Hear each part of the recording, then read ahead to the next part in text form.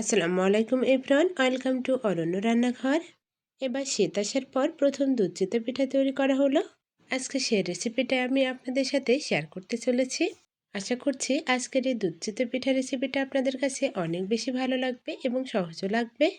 ভালো লাগলে অবশ্যই আমার চ্যানেলটি সাবস্ক্রাইব করে আমার পাশে থাকার অনুরোধ রইল। ভিডিওটি ভালো লাগলে একটি লাইক ও কমেন্টস করতে ভুলবেন না। আপনার একটি লাইক ও কমেন্টস আমার পরবর্তী রেসিপি তৈরিতে অনেক বেশি অনুপ্রাণিত করে। দুধ চিতই পিঠা তৈরি করার জন্য আমি এখানে 1 কেজি পরিমাণ আলো চাউল গুঁড়ো করে নিয়েছি। আলো চাউলের ভেজা গুঁড়োটা দিয়ে আজকে দুধ চিতই পিঠাটা তৈরি করব। পরিমাণ মতো লবণ দিয়ে দিয়েছি। লবণটা গুঁড়োর সাথে খুব ভালোভাবে মিশিয়ে নিতে হবে। আজকের পিঠার গোলাটা আমি গরম পানি করে মাখিয়ে নেব। পানিটা আমাদের এমন গরম হবে হাতে সওয়া যাবে না, কিন্তু টকবকে গরম নয়।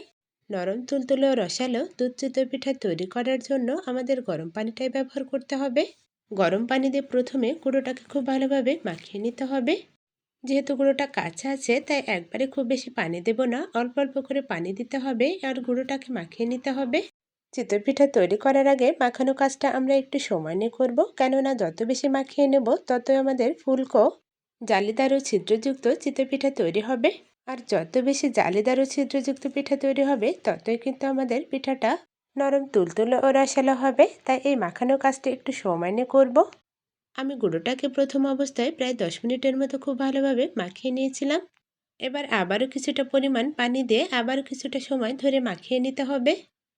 দেখুন আমি কাজটা ঠিক কীভাবে করে নিচ্ছি। হাতের সাহায্যে খুব ভালোভাবে মাখিয়ে নিতে হবে। অনবরত হাতের সাহায্যে ডোটাকে খুব ভালোভাবে মাখিয়ে নিচ্ছি। জালিদার ও ছিদ্রযুক্ত পিঠা তৈরি করতে হলে অবশ্যই আমাদের এই কাজটা করে নিতে হবে। একটু কষ্ট হলেও কোনো কিছু করার নেই। অনেকে বলেন দুধ চিতই পিঠা তৈরি করার পর দুধে ভেজানোর পর পিঠাটা শক্ত হয়ে থাকে, পিঠার মধ্যে কোনো প্রকার রস প্রবেশ করে না, পিঠাটা খেতে একদমই ভালো লাগে না। তাদের জন্য আজকের এই রেসিপিটা। দেখুন আমি অল্প অল্প করে গরম পানি নিচ্ছি আর পিঠার গোলাটাকে খুব ভালোভাবে মাখিয়ে নিচ্ছি। সবসময় আমাদের গরম পানিটাই ব্যবহার করতে হবে। দুধ চিতই পিঠাটাকে আরও সুস্বাদু করার জন্য পিঠার মধ্যে আমি নারকেল দেব। কিছুটা পরিমাণ কোরানো নারকেল দিয়ে দিচ্ছি। নারকেলটা দিয়ে খুব ভালোভাবে গলার সাথে মিশিয়ে নিতে হবে। আমার কাছে পিঠার মধ্যে নারকেল দিলে দুধ চিতই পিঠাটা খেতে বেশি ভালো লাগে, তাই আমি সবসময়ই দুধের রসের মধ্যে নারকেল কোড়া কম দিয়ে থাকি। বেশি করে নারকেল কোড়া দিয়ে পিঠা তৈরি করলে পিঠাগুলো দেখতেও ভালো লাগে আর খেতে অনেক বেশি মজার হয়। দেখুন এবার একটা ওড়ঙের সাহায্যে 7 থেকে 8 মিনিট খুব ভালোভাবে গোলাটাকে ঘুলিয়ে নিচ্ছি। এতে করে পিঠার গোলাটার মধ্যে অনেক বেশি বাতাস প্রবেশ করবে এবং পিঠাগুলো অনেক বেশি ছিদ্রযুক্ত হবে। জালিদার ফুলকো পিঠা তৈরি করাই একটা টিপস। হাতে একটু সময় নিয়ে গোলাটাকে পারফেক্টভাবে তৈরি করে নিলে পিঠাগুলো এমনিতে অনেক বেশি ফুলকো জালিদার হয়। জালিদার ও ফুলকোযুক্ত পিঠা তৈরি করতে কোনো কিছু ব্যবহার করার প্রয়োজন হয় না। দেখুন এবার আমার আম্মু পিঠার রসটাকে খুব ভালোভাবে জাল করে নিচ্ছে। অনবরত নাড়াচাড়া করে রসটাকে খুব ভালোভাবে ফুটিয়ে নিচ্ছে। চিতই পিঠাটা তৈরি করে নেওয়ার আগে রসটাকে খুব ভালোভাবে জাল করে ফুটিয়ে নিতে হবে। খুব ভালোভাবে ফুটিয়ে নিতে হবে, তা না হলে ঠান্ডা হয়ে যাবে। ঠান্ডা রসের মধ্যে কোনোভাবে চিতই পিঠাটা দেওয়া যাবে না, তাহলে পিঠাগুলো অনেক বেশি শক্ত হয়ে থাকবে, রস প্রবেশ করবে না। তাই আমাদের রসটাকে খুব ভালোভাবে ফুটিয়ে নামিয়ে নিতে হবে। নামিয়ে অবশ্যই ঢাকা দিয়ে রাখতে হবে। আজকে চিতই পিঠাগুলো আমার আম্মু তৈরি করবে, আমি শুধু গোলাটা রেডি করে দিয়েছি।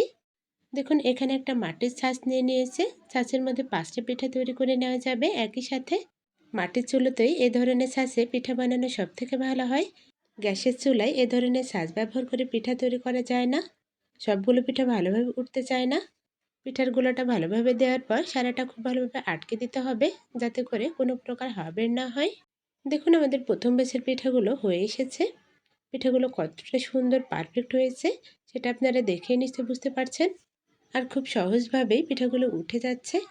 একটা কাঁচির সাহায্যে খুব সাবধানতার সাথে আমার আম্মু পিঠাগুলো উঠিয়ে নিচ্ছে। আমার আম্মুর বানানো এই দুধ চিতই পিঠার রেসিপিটা আপনাদের কাছে কেমন লেগেছে সেটা অবশ্যই একটি কমেন্টসের মাধ্যমে জানাবেন। ভালো লাগলে অবশ্যই আমার আম্মুর জন্য একটি লাইক করতে ভুলবেন না। দেখুন সবগুলো পিঠা উঠিয়ে নেওয়া হয়ে গিয়েছে আর পিঠাগুলো কতটা ছিদ্রযুক্ত জালিদার হয়েছে সেটা অবশ্যই আপনারা দেখেই বুঝতে পারছেন।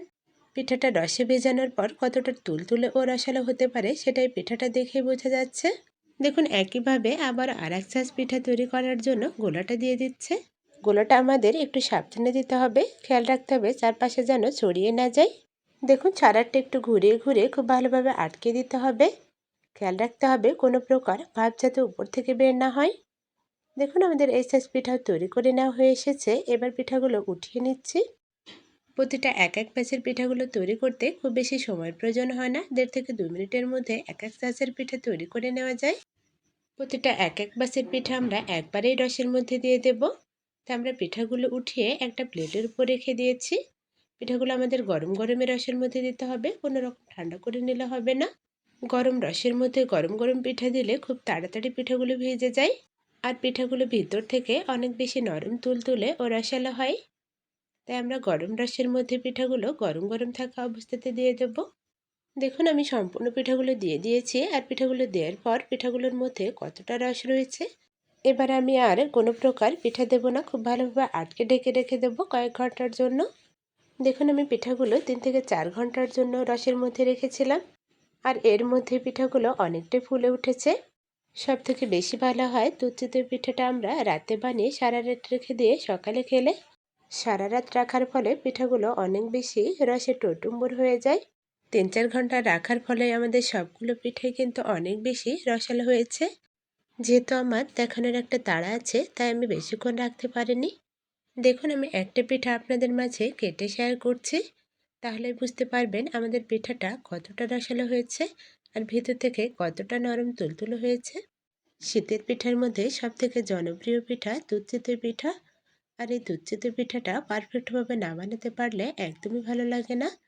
আজকের রেসিপিটা ফলো করে আপনারা যদি বাড়িতে দুধ চিতই পিঠা তৈরি করতে চান, তাহলে কখনো দুধ চিতই পিঠা তৈরি করতে ফেল হবেন না।